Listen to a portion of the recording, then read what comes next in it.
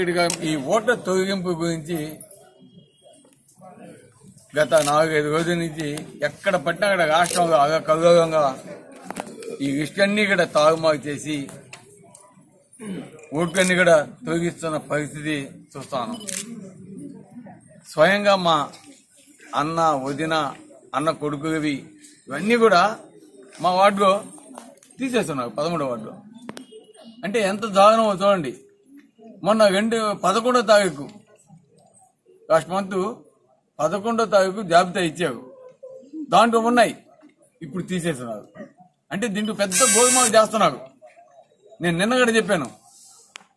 ఎందుకంటే బేదా సోదరు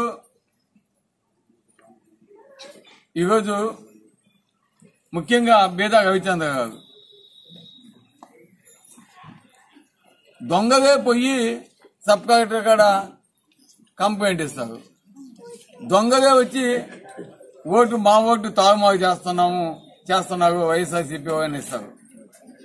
ఈరోజు నిన్న కూడా నేను ఛాలెంజ్ చేశాను. మీకు తెలుగుదేశం సంబంధించిన ఓట్లు లిస్టు తీసేసినట్టు మొత్తం మీ ఓట్లు ఎన్ని తీసేస్తున్నాయో ఆ జనాన్ని కూడా వీలైతే ఒక పంచాయతీ ఎత్తుకోండి, ఒక మండలం ఎత్తుకోండి, మీరు తీసుకోండి, అక్కడి నుంచి తేండి.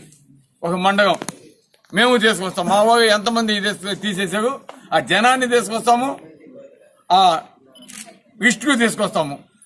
ఎవరికి తీసేస్తే కానీ అది అర్థమవుద్ది.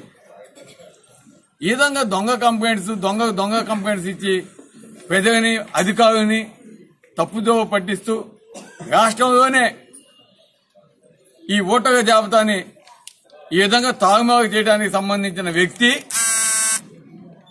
బేదా రవిచంద్ర గారి కనుసన్నలో